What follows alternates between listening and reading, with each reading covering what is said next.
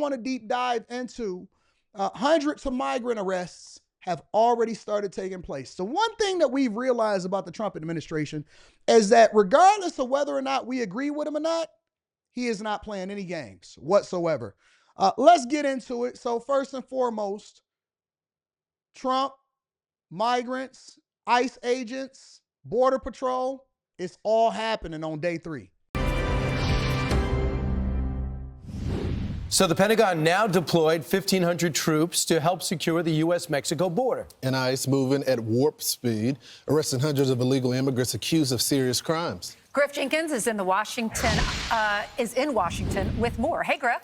Hey, good morning, guys. And Ainsley, you mentioned promises made, promises kept. Well, guess what? Consequences are being delivered. The crackdown has begun. President Trump could deploy, actually, as many as 10,000 active duty troops to the southern border. And while they may not engage in law enforcement, they will be engaging in protecting our border, including the use of military transport planes for deportation flights. Now, a Marine official telling Fox News this, quote, "Our response will be immediate. We are going in ready to respond. If the cartels shoot at us, we will not stand by. We will be taking whatever equipment we would send if a Marine Expeditionary Unit or MEU were deploying overseas." Now, the 1,500 soldiers and Marines deploying right now represent a 60% increase from the already 2,500 that are there, and it comes as ICE's enforcement and removal officers have been hitting the streets across the country, launching early morning raids targeting some 700,000 criminal illegal aliens that have been roaming free under the Biden-Harris administration, protected in sanctuary cities like Boston. In fact, ICE has racked up more than 460 arrests in the first 33 hours since Trump took office. He sat down in the Oval Office last night with Hannity for his first interview and had this to say. We talk Venezuela, that's a big abuser, but these are countries from the Congo, countries that you don't even think of, that much more than South America. Now, here's the important note. Countries like Venezuela, where Trinidad Aragua comes from, or Iran, that harbors terrorists, they're recalcitrant countries, guys, meaning they don't currently take their citizens back. But President Trump told me last month, point blank, in Mar-a-Lago, he said they'll take them back or face economic consequences. Guys? So, Griff, it sounds like up to 10,000 troops are going to be eventually heading down within the next period of days or weeks to our southern border. The Washington Post has got some juicy details, though. They say that Border Patrol agents are going to block migrants on the grounds that they have passed through countries where communicable diseases are present. They're going to say you can't come in because you might have something. And they're also, even though they're going to try to claim asylum, now under this new executive order that they're apparently working on, only 2 people in the federal government will be able to allow them to be released into the country to asylum seekers. One is Mike Banks, the new chief of Border Patrol, and his deputy. So only 2 people. That means the flow is going to just stop immediately. I was talking to Rita yesterday, and you guys know that prior to me getting back into the studio in the office into the new year, I myself had got deathly ill. Now, maybe not deathly. Maybe that's a little bit of an exaggeration. But I had got incredibly ill. Like during the live stream, as soon as I got back, during the live stream, I was incredibly ill. And that was around the time that the wildfires had started really taking off over in California, or at least the coverage. And the wildfires are still happening. And I want to have that conversation tomorrow to bring you up to date to let you know that they did not stop the wildfires over in California yet. It is still running rampant, but we'll get there. But I had got really, really ill, right? And obviously me getting ill, and then Rita got ill, and my daughter got a little bit ill, and then we all got better right before we headed out of town. And when we went over to Portland, we were able to, see a lot of the craziness that was happening over there. And we seen a lot of foreigners over in Portland. So if you go to some of these liberal cities, right, not so much the places that aren't so liberal, a little bit more conservative, for whatever reason, illegal migrants or people that migrate over into this country and can't speak English, they're not in conservative places. They don't hang out there. They're not interested in going there.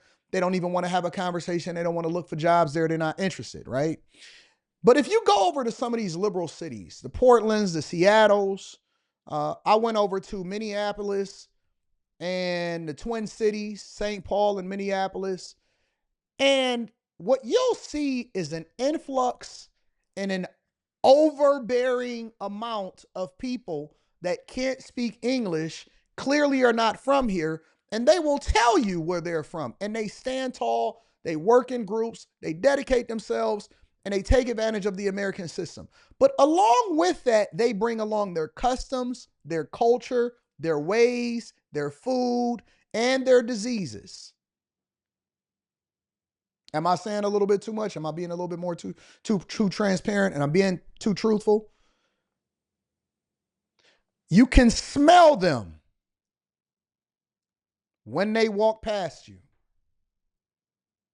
You can smell them when they walk past you. For example, if you go over into Minneapolis, Minneapolis is no longer an American city. Minneapolis is Somalia. I'm telling you the truth. Minneapolis, Jay Reed, you said Minneapolis is in the house. You tell me if I'm off or if I'm right, because I went there and I just so happened to go there when it was warm outside, so I didn't have to suffer the cold. And I know that all of the downtown area, every single building is connected because it gets so cold there. But if you go over to like the Mall of America or whatever the big mall is there and you walk around, Minneapolis is Somalia. If you want to, you don't have to go and visit Somalia. You can go to Minneapolis.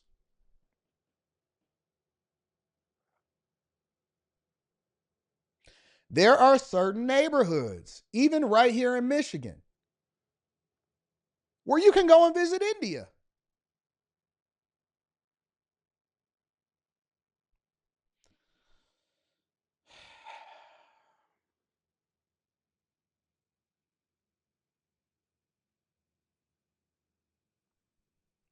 They bring the way that they dress. They're not, listen. These people are not assimilating into American culture. These people are not assimilating into American culture. They expect you to adjust to their ways and make sure that they are accommodated and they come over with a sense of entitlement. This is the honest to God truth. I'm not judging. I'm not telling you whether I agree with it or I disagree with it. I'm pretty sure that you can surmise where I stand on that spectrum. But I'm just telling you the truth. America is no longer America. America is whatever it is that you want it to be, because they believe that they can come over and do whatever they want to do, come over with size 12 shoes. And if you say something, then they're going to hold you accountable for it. It sure will. And what you're talking about are, we have seen for the past 4 years, Steve, the notice to appear, where they just release them, particularly when they don't have any place to put them because so many thousands were coming. But ultimately, it is the asylum, the remove in Mexico or migrant protection protocols that has been reinstated, meaning that you have to go back to the country where you just came from, meaning in this case, Mexico, to wait for your asylum to play out. But under the Immigration and Nationality Act from 1965, there's a clause, 212F. You're going to hear a lot about that in the coming days, because that gives broad authority to simply block and deny anyone from coming across to try and claim asylum on U.S. soil. And that is really the crux of what the Washington Post and what others are talking about. And if you do indeed bolster and supplement your force with these active duty U.S. military troops, you can stop the gaps in places like California, Arizona, and elsewhere where you don't have the Texas DPS with miles of razor wire and extra forces. You're going to reinforce blocking entry. And so that is going to be something that we're going to see play out in the very near future. Griff, what about the wall? What's that? What about the wall? Has he said anything about starting to build again? Well, you're already seeing the wall, the states like Texas saying we're ready to start moving right now. And there was already an effort underway to get back some of those wall materials that were being auctioned off. I think we'll probably see the White House or President Trump in the very near future talk about exactly what pieces of wall and where they can put them. It's a very complex problem because it's not like you just build a wall and a line, but you can rest assured that Border Patrol Chief Mike Banks has got his people already looking at the most strategic areas to get wall up as fast as possible. And Griff, real quick, your guys that you talk to, what if they say is the big difference this week than previous weeks? Have they already seen a dramatic drop? It's a great question, and they say they have been taken off the leash and they are motivated like never before to try and go out. And as one Border Patrol official told me yesterday, consequences are being delivered. That's what they signed up to do, and they're finally doing it. They are off the leash. A new leash on life. Traffic is slower. Awesome. Thank you very much, Griff. Thank you. All right. So here's President Trump on what was going on prior to him getting into office. I always say to people, you always like to understand, like in a business here, you want to understand the other side. Why do they want something, et cetera, and you figure it out. And there's usually an answer, almost always. I don't understand, why does somebody want open borders? Why would anybody that likes our country, the Democrats, allow that to happen? Facts. And even now, I watch them on television, they're trying to justify it. You can't justify it. The only reason it can be is two reasons. You're stupid, and I don't think they're stupid. I don't either. Anybody that cheats that much and that well is not stupid. You're either stupid or you hate the country. Those are the only two reasons. Sanctuary states. And this is where Trump and I disagree. This is where Trump and I disagree. Is because I think that there's a third option that he probably knows about that he can't say, but it's absolutely positively a thing. I believe that there is a third option in there that we're not talking about. And I think that it also aligns with his second option, because he said the first option is that they're stupid. I don't think that they're stupid. I think that the Democrats are some of the wisest, smartest, treasonous people. The ones that's at the bottom, the ones that's voting for them, those are the ignorant ones. But when you talk about Democrats and how they're operating at the top as far as the legislators, I believe that they're incredibly smart. They know how to manipulate their voters. You can't be stupid and be able to get into power and, like Trump says, cheat. The second thing is that they hate this country. I think that that's partially true, but I think that the third option is that they're also benefiting from this country and they selling it for nickels. Biden himself was selling the Biden administration during his term, and Trump had to beg him before he took office to stop selling off pieces of the border wall. I think that there's a financial incentive that comes along with it. Listen, the reason that this is the Millionaire Morning Show is because we talk about any and everything as long as it comes back down to the money. And if you don't think for 1 second, in every single way possible, whether we're talking about cartels, trafficking, illegal migrants, and flying them over here into the United States of America, whatever it is, if you don't believe that at some point, in some way, shape, or form, every single one of them, whether it's the people that's putting the money behind them, the puppets that's controlling them, or them themselves, or all of the above, are benefiting or have benefited the way that Biden was sitting in that chair. Did you see the way that Biden was sitting in the chair during the inauguration? He was so unbothered. A lot of people missed that part of the inauguration. When Trump was giving his speech, and then on certain channels where they were paying out to be able to see Biden, Biden didn't trip. He was showing his new teeth. He sat with his legs crossed. It wasn't even a cross where it's like straight up against it. It was like the cross where the ladies sit, where they just sitting and just relaxing.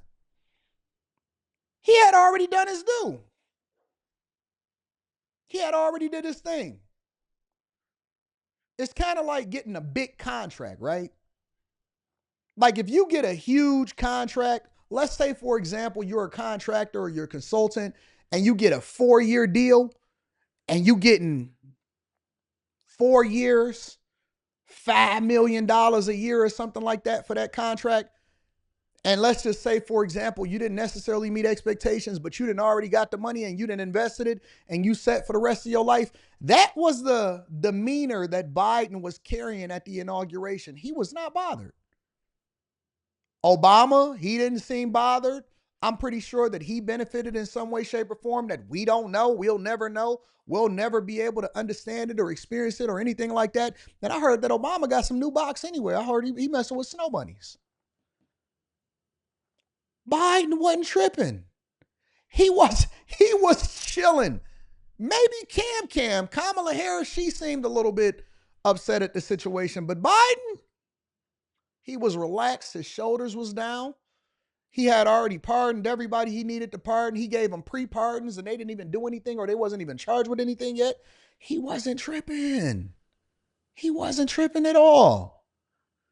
I believe personally that they have robbed this country blind, and now they are depending on Republicans to put it back together so that at some point they can market themselves as the ones for the people and for the poor people so that they can rob it blind again.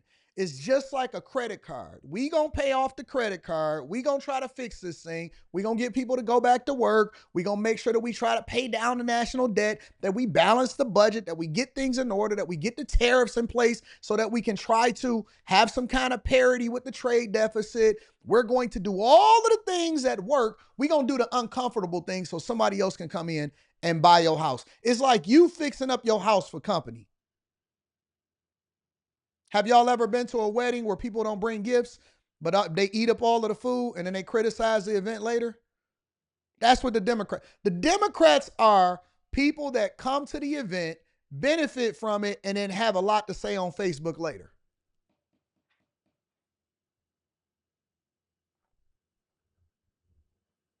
You the ones that put on the wedding. They're the ones. Democrats are the ones that get the trade lines. They the ones that come and say, hey, can I get on your credit so that I can increase my credit score?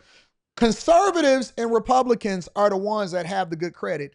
Democrats are the ones that got a lot of repossessions, but then they gonna hire a credit coach in order to get some stuff removed and then get to be on your credit, try to become an authorized user on your credit so that they can benefit themselves and get another car. That's the equivalent of what we see happening in public office between the two parties. That's the difference nowadays. By definition, or sanctuary cities, they're aiding and abetting in the law breaking. Okay, they're going to get federal funds. Yeah. We're trying to get rid of them. We're trying to end them, and a lot of the people in those communities don't want them. You know, California is a big example. Would you cut off their money? I might have to do that. Sometimes that's the only thing you can do.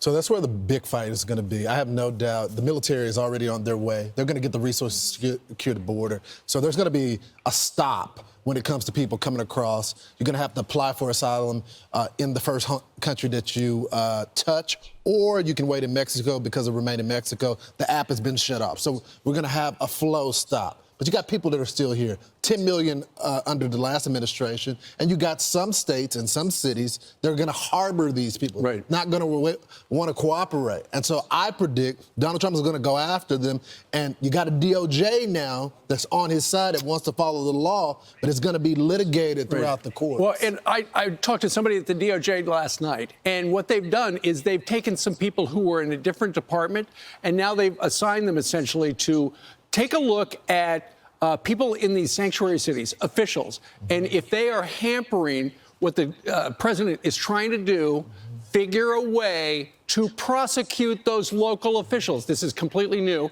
Ashley Moody was the attorney general of the great state of Florida last week. This week, she's a U.S. senator. Here she is talking about how there is some resistance to some of these new policies. Kudos to the Trump administration for coming out like lightning with these executive orders. It's going to go very far in trying to round up so many of these serious criminals that were released at the direction of the Biden administration. Not only did it reinstate a program that allows locals and state officials to cooperate with the federal government, it sets up Homeland Security task forces, it encourages it, but it also says, hey, DOJ lawyers and agents, if people get in your way when these task forces identify and go after these folks and try and round them up, We're not standing for it. That's a criminal violation. Obstruction of a federal function or a federal investigation, it's serious. It's a felony. You can bring criminal charges in some instances, but they've also set up litigators to go after folks, these governments and people civilly if they stand in the way to bring I think that it's going to be some uncomfortable times for some of y'all friends and families that y'all have befriended that are criminals and you don't know that's a criminal yet. But when you find out what they did, you will definitely be surprised when ICE rounds them up. But I heard that they giving y'all a number to be able to call against the criminals that's out here doing the worst things. We need to actually have that in our own communities, but we'll get there. We'll get there.